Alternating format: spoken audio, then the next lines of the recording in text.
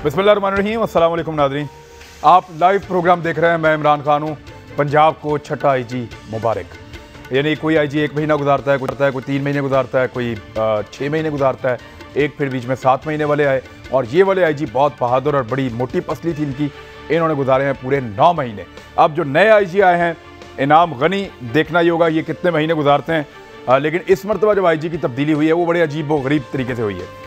यहाँ पे शेख मोहम्मद उमर नामी एक पुलिस ऑफिसर को लाया गया सीसीपीओ लाहौर के तौर पे, और ये बड़े मकबूल हैं इसलिए कि ये बड़े सख्त गिर किस्म के ऑफिसर हैं और मार धाड़ में और इन चीज़ों में यकीन रखते हैं, और क्राइम फाइटिंग के लिए इनको लाहौर में लाया गया है। बताया तो यही गया है कि यहाँ पे कुछ नए गैंग्स बन रहे हैं, कुछ जो है वो यहाँ पे इस किस्म की कार्रवाइयाँ हो रही हैं, उनको रोकने के लिए कैपिटल सिटी के अंदर इनको बुलाया गया। लेकिन थोड़े दिन पहले मरीम नवाज साहिबा ने एक हरकत की थी, पथराव कर दिया था नैब के दफ्तर पे, और उस पर रिपोर्ट्स मौजूद थी। पंजाब की पुलिस नाकाम रही थी, तो इसलिए एक ऐसा सीसीपीओ चाहिए था जो डंडा चलाए और बेदरेक चलाए और ज़बरदस्त किस्म का चलाए लाहौर में। तो ये जो डंडा चलाने के लिए पुलिस वाले मुबैना तौर पे ये एक वजह बताई जा रही है, और दूसरी ये कि क्राइम कंट्रोल करना है लाहौर में। तो वफाक ने एक पुलिस वाला दिया जिसपे वज़ीर आला पंजाब उस्मान बुज़दार साहब को भी तहफ़्फ़ुज़ात थे। उस्मान बुज़दार साहब के अपने जब इलाके में जाके ये शख्स डीजी खान में लगा तो वहाँ पे उस्मान बुज़दार साहब को इससे बहुत ज़्यादा प्रॉब्लम थी शेख मोहम्मद उमर से।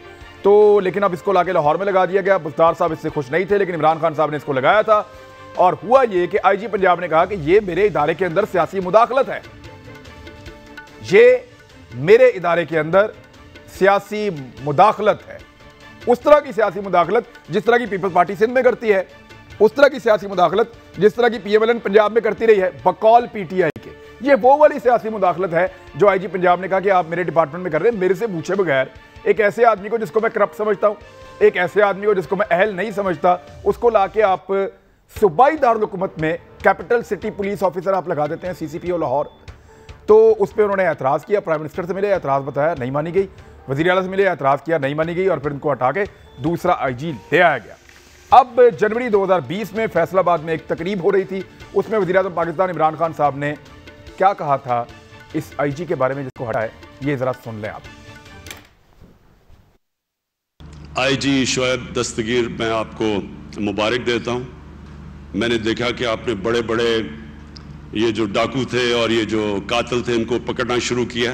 पिछले 30 साल में तो वो जो रस्सागीर और ये जो डाकू और ये जो खौफनाक गुंडे बैठे होते थे हर डिस्ट्रिक्ट में, हमारे कई सियासी लोग उनसे दोस्तियां कर लेते थे, उनके जरिए वोट भी लेते थे।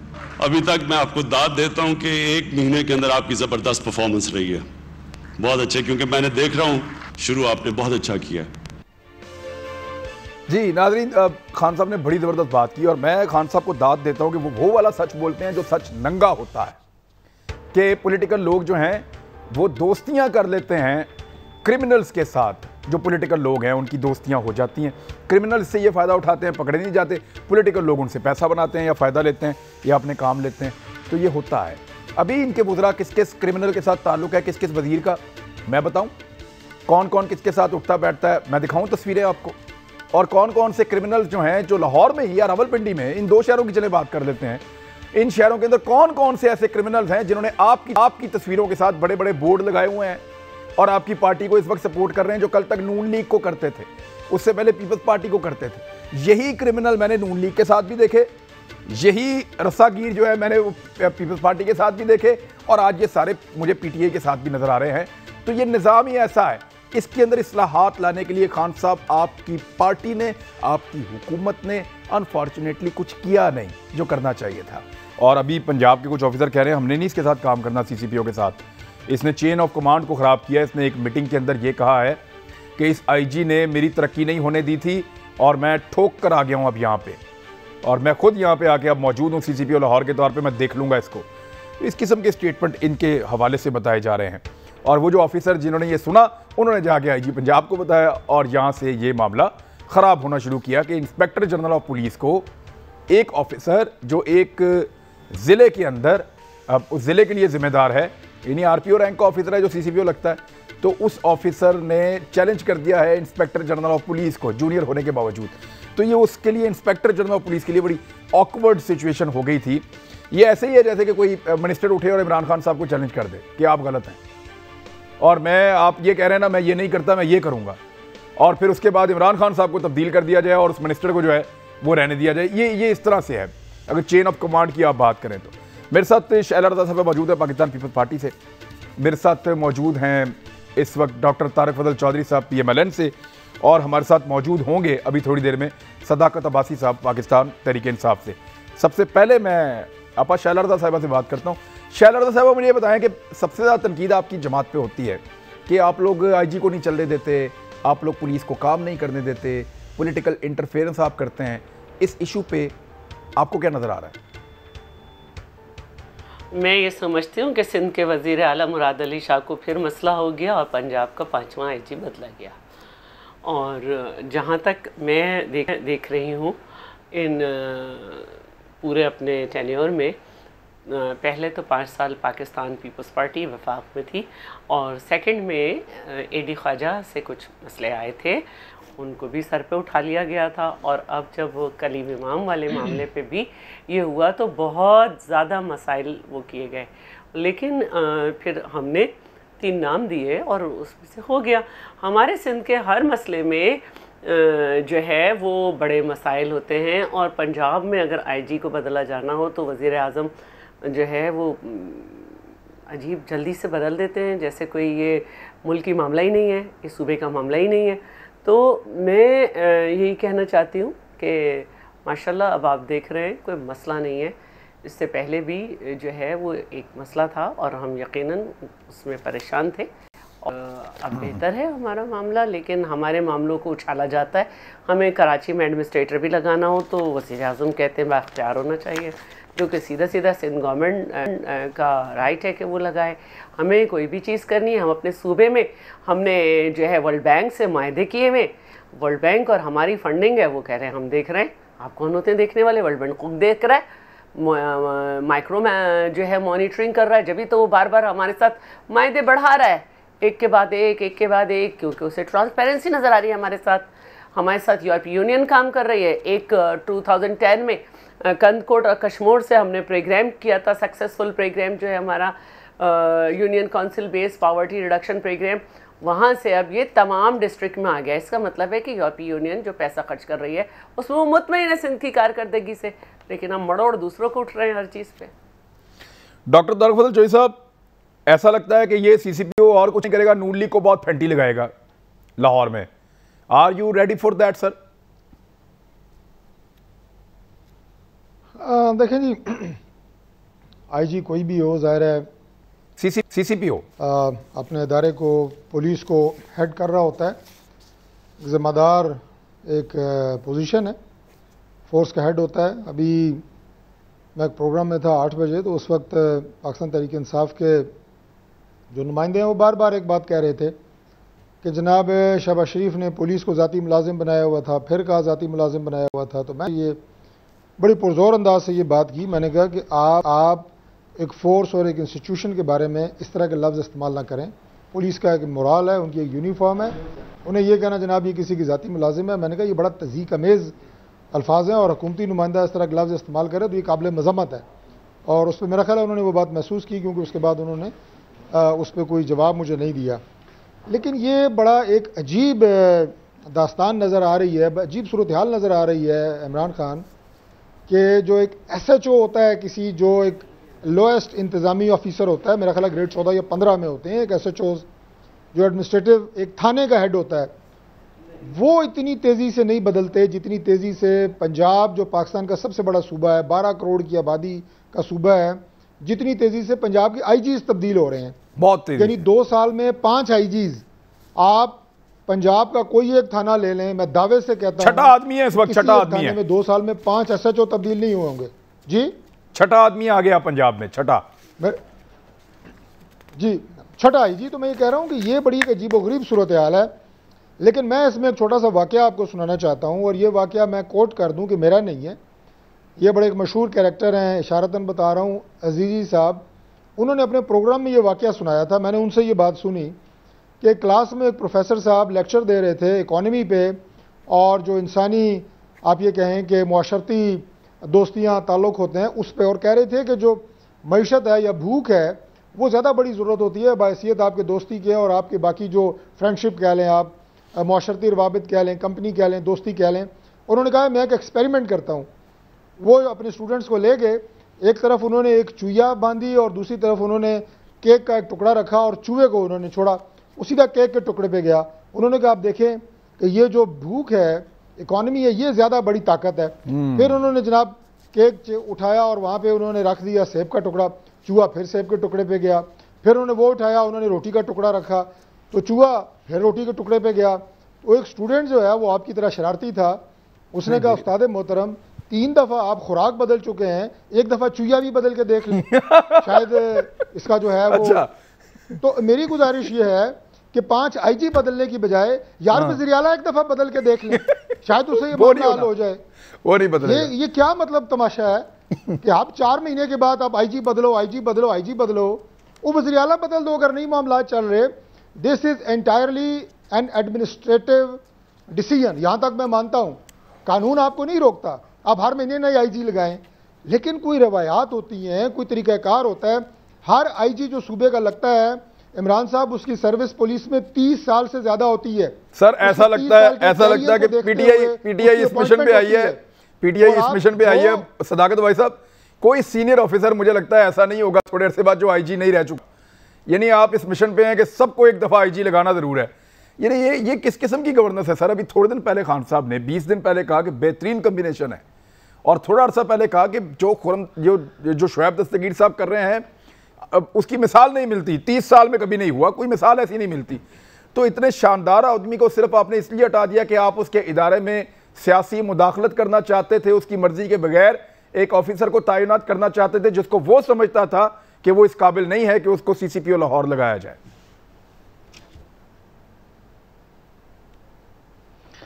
इमरान खान साहब बहुत शुक्रिया, और तमाम जो मेरे पार्टिसिपेंट सबको अस्सलाम वालेकुम। वालेकुम अस्सलाम। ये हम में और एक ट्रेडिशनल पॉलिटिकल पार्टी में यही फ़र्क है, और यही सोच का फ़र्क है, और यही एंटी स्टेटस को, यही तब्दीली है जिसको हम समझते हैं। हमारे लिए कोई अफसर, कोई मिनिस्टर, कोई स्पेशल असिस्टेंट, कोई एडवाइज़र मैटर नहीं करता। हमारी सोच, हमारी नज़रिया, हमारी मंजिल वो मैटर करती है। और पंजाब पुलिस में सबसे ज़्यादा शिकायत पाकिस्तान में अगर किसी इदारे के बारे में थी तो वो पंजाब पुलिस के बारे में थी। मैं शहबाज शरीफ साहब को इल्ज़ाम दूंगा तो डॉक्टर तारक फजल साहब। अच्छा सर, सदाकत भाई साहब हटाया क्यों? सदाकत भाई साहब 2-4 छोटे-छोटे सवाल, 2-4 छोटे-छोटे सवाल, हटाया क्यों सर? हाँ, हटाया क्यों? आपने कहा कि ये छठे IG हैं, शायद हम खूब से खूब तर की तलाश में हैं, और जो हम उनसे एक्सपेक्ट करते हैं हमारे चीफ एग्जीक्यूटिव, वो उस पर पूरा नहीं उतर रहे। और जब पूरा नहीं उतरेंगे तो किसी से ताल्लुकात, किसी की नौकरी, किसी का ओहदा पाकिस्तान पंजाब के अवाम सर चार्जशीट क्या है सर? पिछले एक मिनट चार्जशीट बड़ा नहीं है सर। कौन सा किस गुनाह की पादाश में हटाया? 20 दिन पहले जो आदमी सोने का बना हुआ था, इस 20 दिन में इस आदमी ने ऐसा क्या किया कि आपको हटाना पड़ गया? ये बता दें। अच्छा, आपने कहा कि वज़ीर-ए-आज़म ने उनकी बड़ी तारीफ की कुछ अर्सा, कुछ एक 20 दिन पहले। जाहिर है किसी भी ऑफिसर के पीछे खड़ा होना होता है जब वो मुश्किल काम कर रहे हैं, वो माफियाज पे हाथ डाल रहे हैं, वो लैंड ग्रैबर्स पे हाथ डाल रहे हैं, वो क्रिमिनल्स पे हाथ डाल रहे हैं, तो वज़ीर-ए-आज़म ने उनकी तारीफ भी की, उनको बकअप भी किया। लेकिन अब ये वो ऑफिसर है, मेरे लिए काबिल एहतराम है, या उनको रेडिक्यूल करना मकसद नहीं है, लेकिन कुछ तवक्कुआत पे वो पूरा नहीं उतरे होंगे। किसी जगह उनकी अप्रोच कंप्रोमाइज होगी कि वज़ीर-ए-आज़म उनसे मायूस हो गए। बताएं ना सर पब्लिक को, सर हमें बताएं ऐसा कौन सा काम है जो आप उनसे लेना चाहते थे? एक मिनट आप पब्लिक गुड के लिए लेना चाहते ना, लोगों की फलाह के लिए कोई काम लेना चाहते, जो जाती काम तो कोई नहीं है। खान साहब ने पांव तो नहीं दबाने IG से, जाती काम तो कोई नहीं है ना। अब बता दें आपके अवामी काम कौन सा ऐसा था जो IG ने कहा मैं नहीं करता? कौन सा ऐसा काम था या वो नहीं कर पाया? इमरान खान साहब, मैंने आपको बताया कि कोई IG साहब को नौकरी से तो नहीं निकाल दिया गया, वो अभी भी ऑफिसर हैं और बड़े जिम्मेदार ऑफिसर हैं। तो मैं कोई ऐसी बात करके यहाँ उनकी जो एक डिग्निटी है उस पर सवाल तो नहीं उठाना चाहता। वो बड़े जिम्मेदार और बड़े ईमानदार ऑफिसर थे, लेकिन जो आपने IG हटा दिया, आपने IG को हटा दिया और उसके बारे में बता भी नहीं रहे क्यों हटाया। आप तो सुन लें सर, क्यों हटाया? नहीं, सुने आप सुन लें, मैं बोल रहा हूं ना, IG साहब को हटा के वो किसी इक्विवेलेंट ऑफिस में जाके लगे। लेकिन जिस तरह, जिस जोरों शोर से वो क्रैकडाउन पे लगे हुए थे माफिया के, उस जोरों शोर में शायद वो तेजी ना रही हो और तो इस वजह से उनसे ज़्यादा अच्छे अफसर की तलाश हो कि जो ये क्राइम है पंजाब में, पुलिस रिफॉर्म है, पुलिस को जो उसकी ड्यूटी है उसकी तरफ ले जाने में कोई उनसे कोई कोताही होगी, कोई तवक्कुआत पे पूरा नहीं उतरे होंगे या उनसे बेहतर ऑप्शन होगा। तो ये सारी बातें नहीं सर, यहाँ नहीं सर, देखिए ना, your government sir, your government, आप इसको क्लियर करेंगे। आईजी पंजाब सर, एक मिनट, आईजी पंजाब इमरान खान उस्मान बुज़दार साहब की तवक्कुआत पे पूरा नहीं उतर रहे थे। आईजी पंजाब को जितनी अहलियत दिखानी चाहिए थी उतनी नहीं दिखा रहे थे, और अवाम की जो खिदमत करनी चाहिए थी वो नहीं कर पा रहे थे, इसलिए उनको हटा दिया गया। मैं ये समझूं? आप बिल्कुल समझे। ये जिस तरीके से हम उनसे चाह रहे थे उस तरीके से वो परफॉर्म नहीं कर पा रहे थे। कौन से तरीके से आप चाह रहे थे सर? मैं आदमी आगे। अच्छा चलें, एक ब्रेक ले लें। शैला रज़ा साहब हंस रही थी, मैं उनसे, वो कहते हैं कोई मजबूरी नहीं है, वो हटा सकते। वो ब्रेक के बाद बात करते हैं, ब्रेक लें, वापस आते हैं।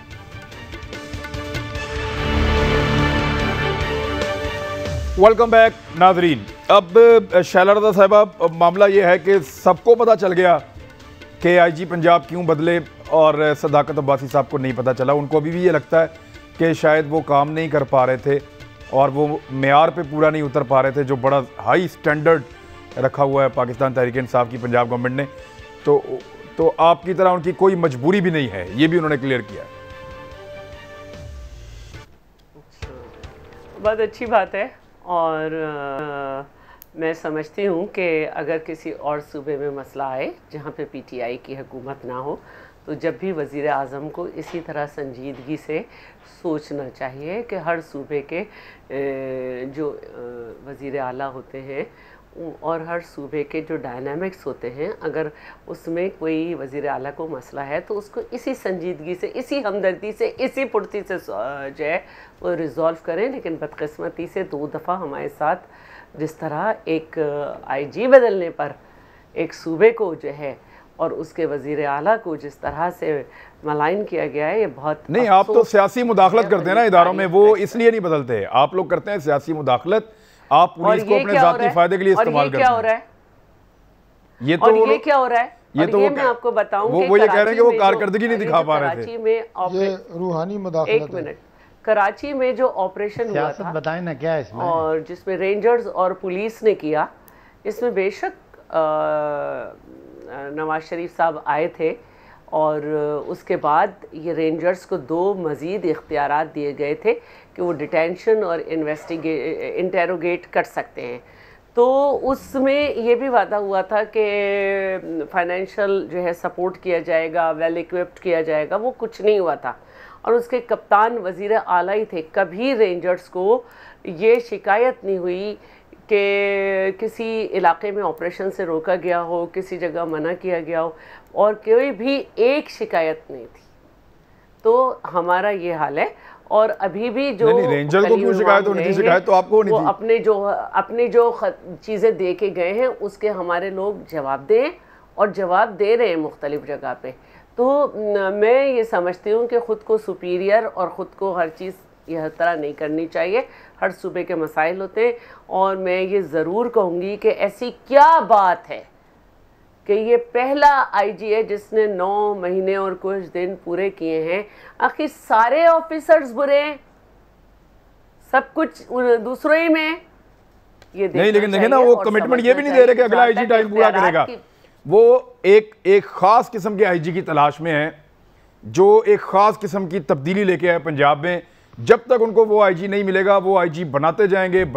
तो क्यों सदाकत भाई साहब, इस तरह तो आप अपनी पॉलिसीज दें, उस पर अमल होगा। अगर पॉलिसीज ऐसी हैं जो आईने पाकिस्तान के खिलाफ नहीं है, हर आईजी काम करेगा। अच्छा, वैसे आईजी से चाहते क्या है, ये बड़ा सवाल है। मैं तारिक फजल चौधरी साहब, कोई रिफॉर्म्स का एजेंडा हो ना जिसको सामने रखें कि आईजी ये करके दे। मुझे जवाब अगर मौका दे, आप क्विकली जवाब दें, फिर मैं डॉक्टर साहब के पास जाता हूं ना। क्विकली बताएं क्या कहना चाह रहे हैं।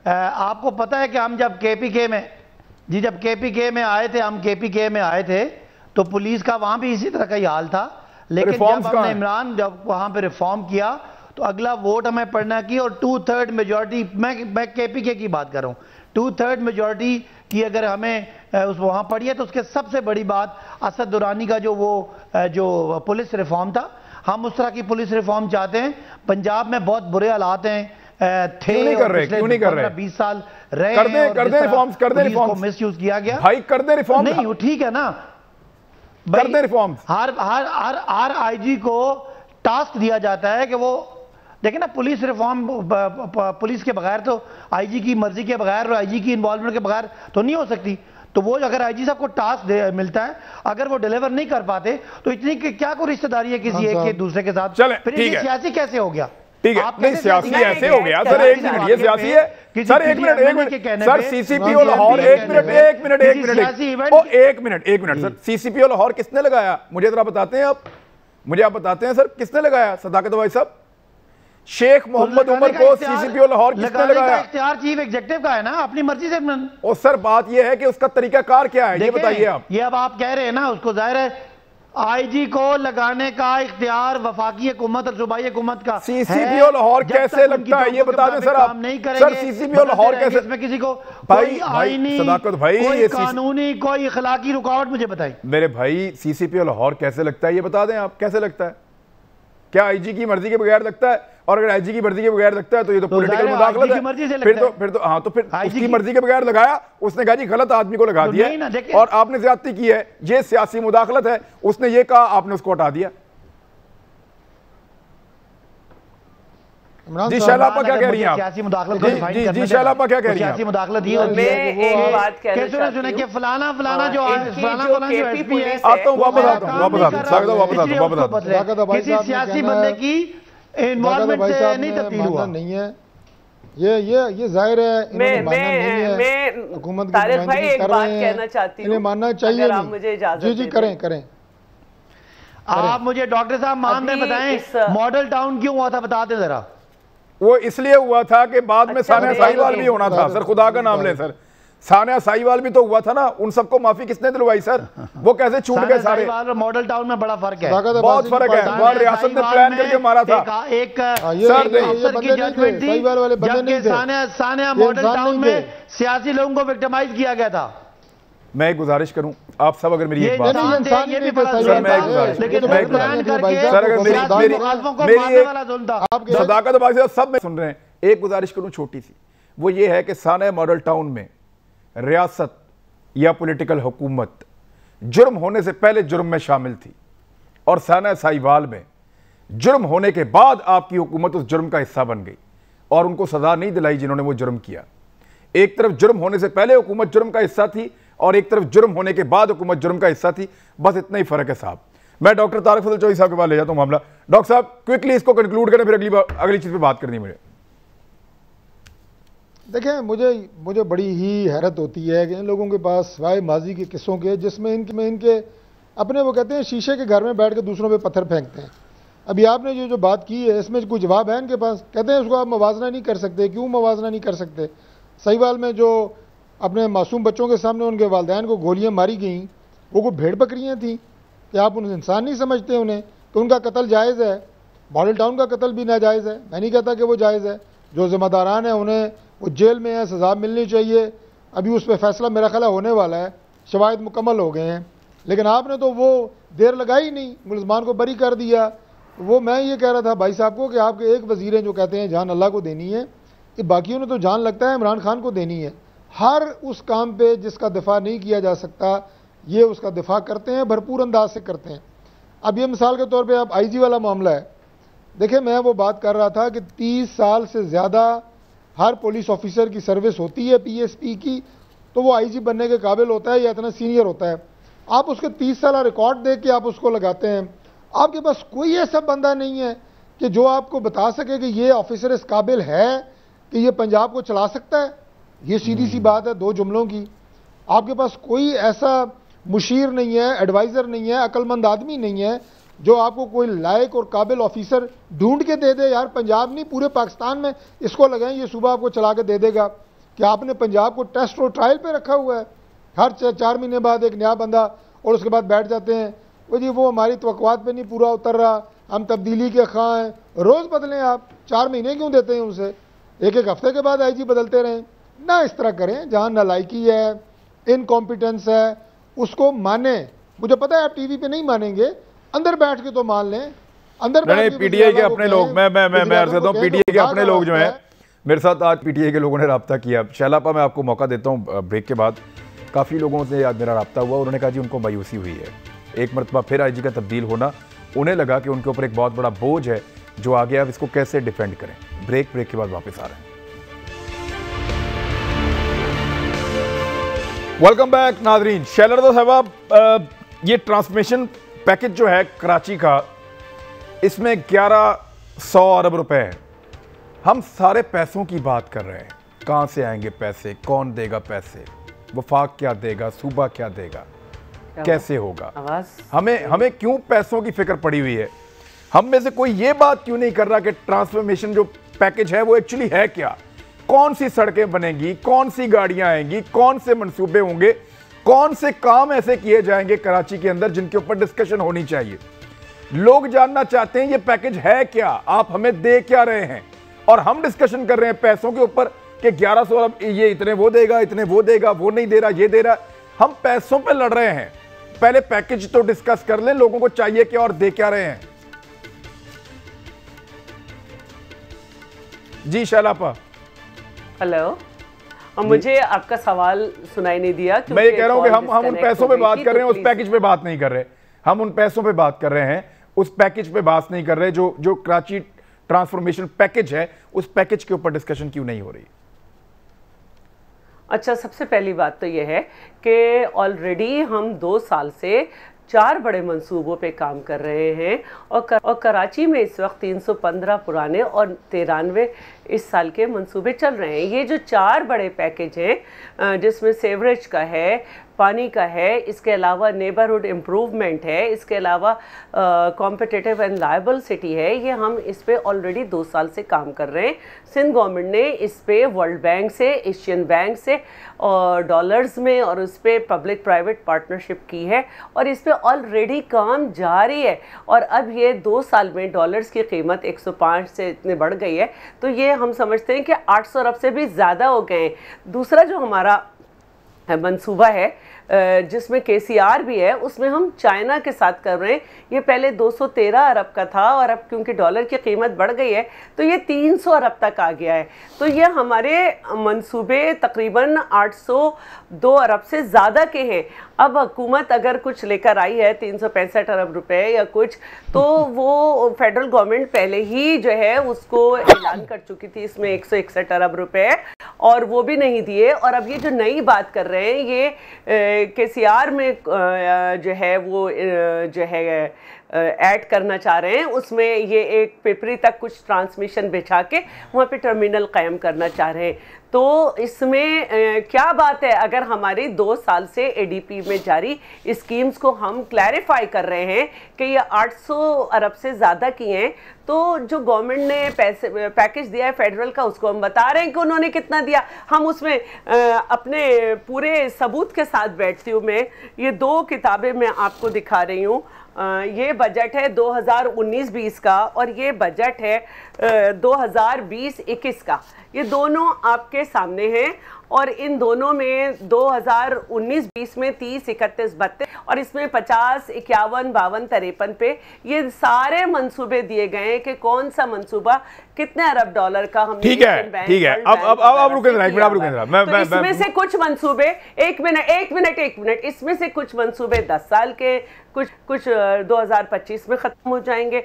तो अगर फेडरल गवर्नमेंट आके कुछ कर रही है तो ये तो उसका राइट है, बड़ी अच्छी बात है।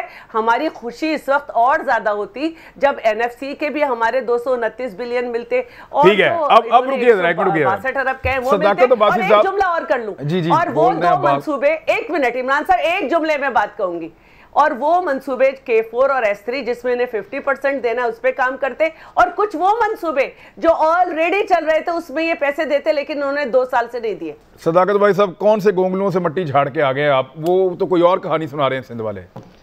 क्विकली। इमरान पिछले 13 साल, 12.5 साल से ना, ये जो आपको नीली नीली किताबें नहीं देखी, यही किताबें देखी हैं कराची वालों ने।